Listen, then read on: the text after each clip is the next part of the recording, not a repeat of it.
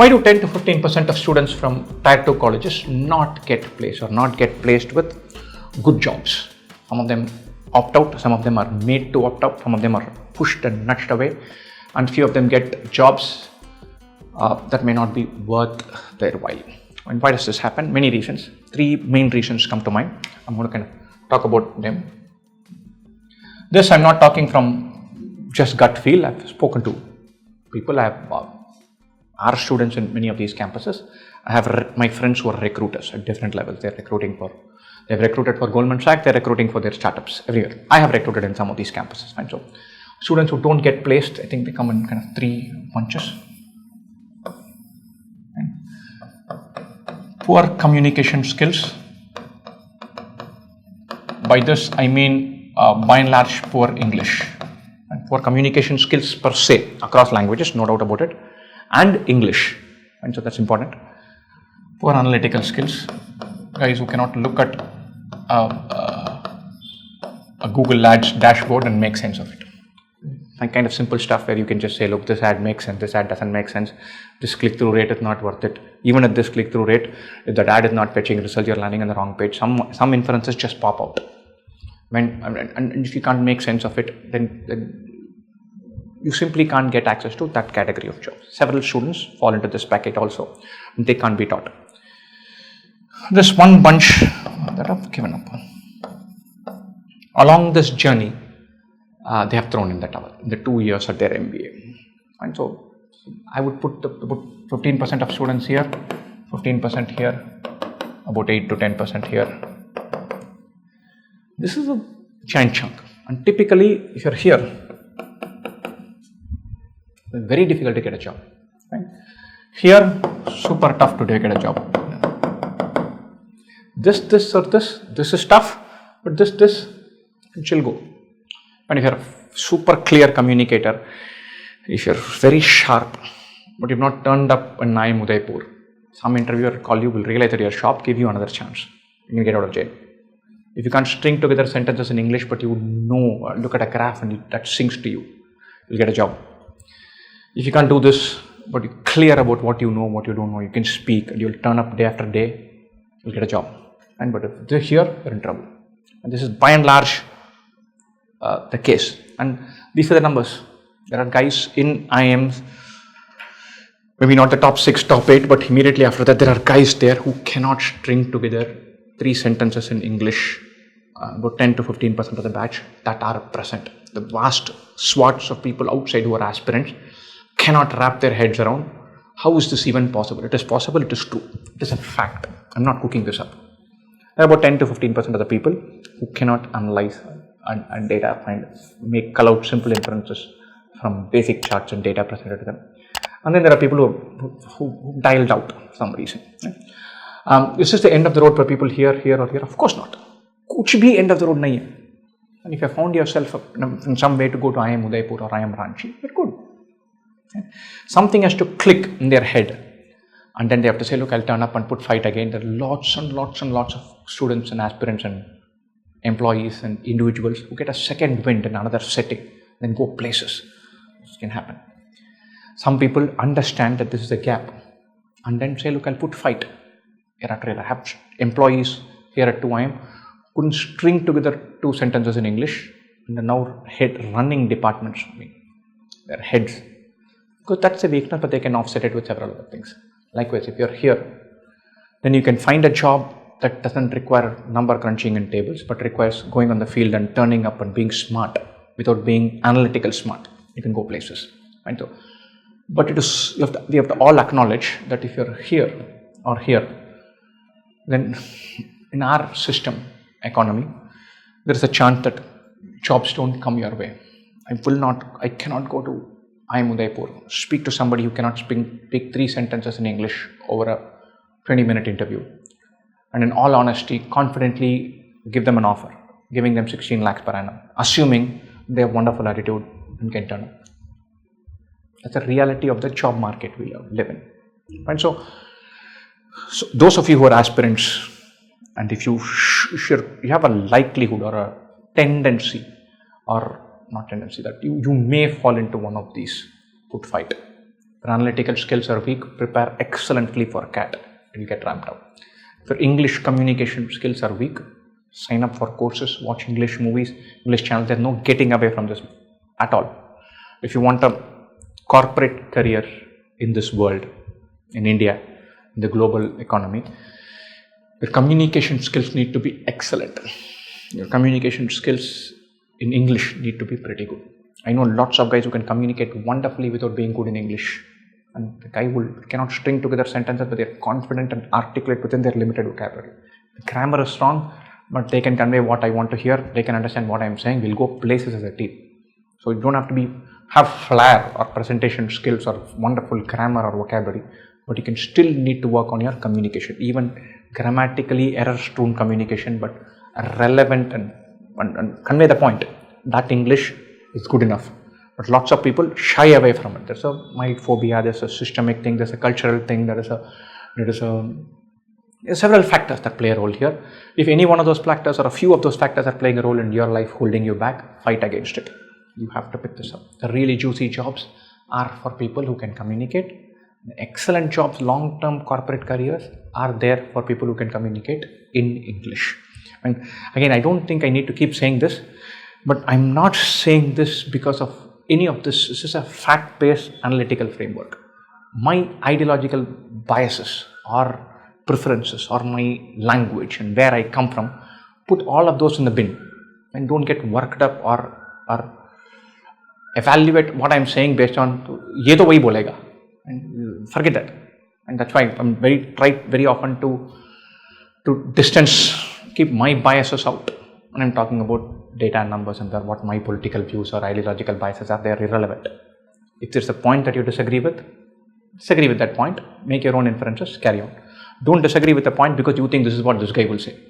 Disagree on the merit of that point. And so keep that aside. I'm not here talking about politics, ideology, language wars, any of that.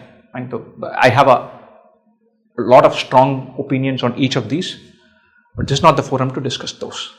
I'm never going to discuss that on this channel, this platform. Or if I'm going to discuss that, I'm going to say I'm going to discuss that. Today I'm not discussing that. Fine, so let's be very clear on that. Fine, so if your analytical skills are poor, logical reasoning puzzles, good quant, good verbal, CAT preparation will bridge this gap. You have to prepare for CAT very powerfully, very strongly. This will get bridged.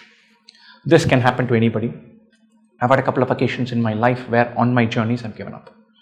One when I was a student doing engineering, one when I was an entrepreneur. You feel like throwing in the towel and saying, look, I'll start afresh somewhere else. Even when you're starting afresh somewhere else, you have to keep your head above water. You can't say, I'll finish my engineering in 6 years and start afresh. All your starting afresh doors start closing now. Keep your head above water, then you'll find another wind easier. You completely do go and give up, then you're in trouble. If you're flirting with this, get help and fight back. And so guys with iffy ACADS, with a 62% in 10th, 75% in 12th, with 6.2 CGPA in a tier 2 college, you all have to pause and realize that there is a part in me that goes towards this. Sometimes I just throw in the towel without realizing, giving it my all. That's what the data is saying. Like some people have been addicted to cigarettes, stay the hell away from several other things. They know that they can go and do that. If you have had iffy ACADS or you have thrown away something because something didn't fall in place, then you have a chance that you can fall in this. Be very careful. Stay away from junk, stay away from TV, social media, stay away from people who can drag you down, stay away from bad food, live the life of a monk, clear it, and then goof off 10 years later. Right? So there are lessons even for people who have come flirted with just giving up. I say, yaar, ho gaya, yaar, kya karu? And then find reasons for kyun aisa ho gaya. And so if you are flirting with that, stay away. But if you can figure out ways of not being in this, then you don't have to worry about that bottom 12-15%. Does that bottom 12-15%, are they not worthy of living? Are they not worthy of? They will find their path. Don't worry that the guy who's not placed with I am Richie is the end of the road for him or her. It does not. They find their paths. They find other ways of showing who they are about. And so but if you're playing for a type of job in the corporate sector, it is absolutely crucial that you not fall in any of these three circles. If you do, then come out of it. Keep that in mind. There's obviously one hidden thing that we are not talking about here very explicitly because it's political. Because why does this happen? Is there a mechanism of stress that go into this? Are there students who come under this category and this category also? Because the way we are selecting students, in other words, is our ability to select students, are there some objectives there that we have, which has this effectively talking about a debate on reservations, right? That is there. I'm not getting into that. And so there is a debate to be had for serious people with serious good ideas. The one thing that I would want to see is I would want to have a mechanism where when we have reservation and we have students who go through their journey and students who are on paper less capable of snagging these 15 lakh per annum jobs than others, but they're in finding their ways in I'm Trichy and Ranchi. We need to figure out ways of not saddling them with a 30 lakh debt.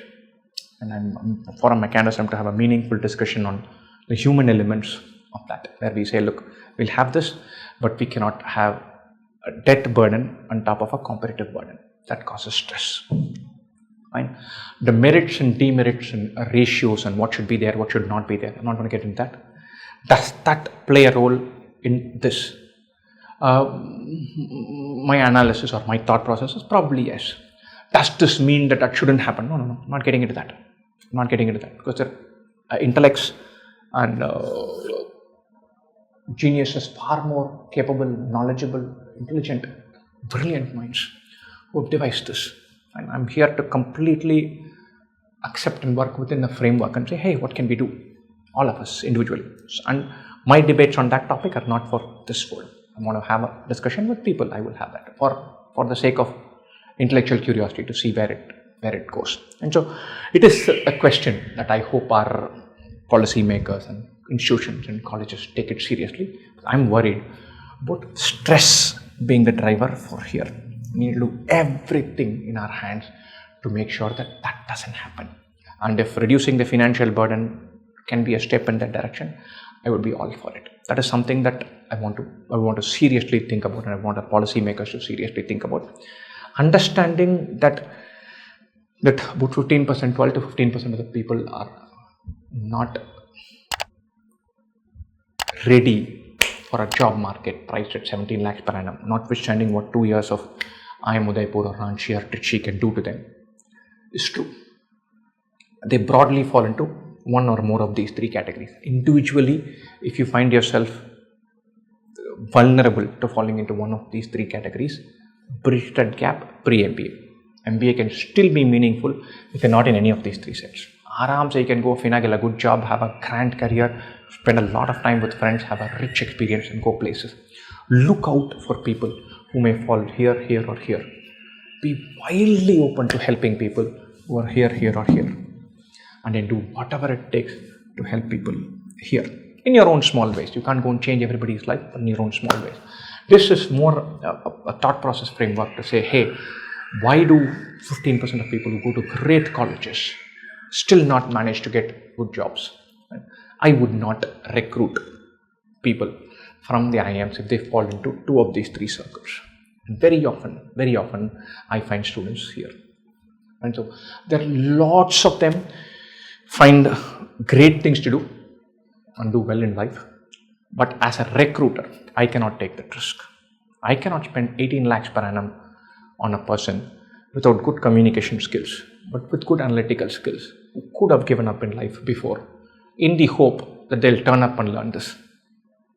My commercial economics don't let me have that freedom like that. Right? And that is how many recruiters think. So we have a public institution from which we've taken out funding. We have an intensely competitive entrance exam, which pushes people on the boundaries. We have a cost burden, and we have a fiercely capitalist end market that recruits. Right? So therefore, there are bound to be contradictions. We need to find those solutions. From our takeaway point of view, why don't they get placed? They fall in one or more of these three circles, quite possibly more than one of these two circles. What should we do? If you are preparing for CAT, while you are preparing for CAT, make sure that you work on not falling into any of these three circles. How do I know about this? If you've got goofed up in your below average marks in class 10, class 12 or UG, then you're very much vulnerable for this. You have to say, look, I've done flirted with danger once, never again in my life. Right? If you can't string together sentences, you're here. If you can't interpret charts, if you can never score in LRDI, you're here. The CAT journey itself is a way of improving in both of these. Turn up, improve. That can give you jobs and great placements. Some struggle to do it or don't turn up for the fight. And so this is at least my interpretation of why these giant chunks of, not giant chunks, 10 to 12% of the batch remain unplaced or remain with unsatisfactory jobs. Again, this is huge swaths of this thing that we can keep discussing. And I don't want to hear statements from ends of the spectrum on ideological basis or political basis. That's not the scope of our discussion here, and that's not something that we can do meaningfully. Pick debates with people with whom you can get the answers. And so that's not what we are here for. We're here for making sense of this and then saying, how can I make sure that I'm not here? And how can I make sure that my MBA aspirational journey, in that journey, I also make sure that I'm not here. Prepare for CAT while also equipping yourself to be not in any of this. Many ways preparing for CAT takes you out of this box, and this box. So the super fight you put and super enthusiasm ke saath, if you balance your life, professional life and CAT preparation for 10 months and get 96th percentile, your English will be good, your analytical skills will be fantastic, you will not give up. So therefore, if you want to bridge any of these gaps, prepare for CAT. Best wishes.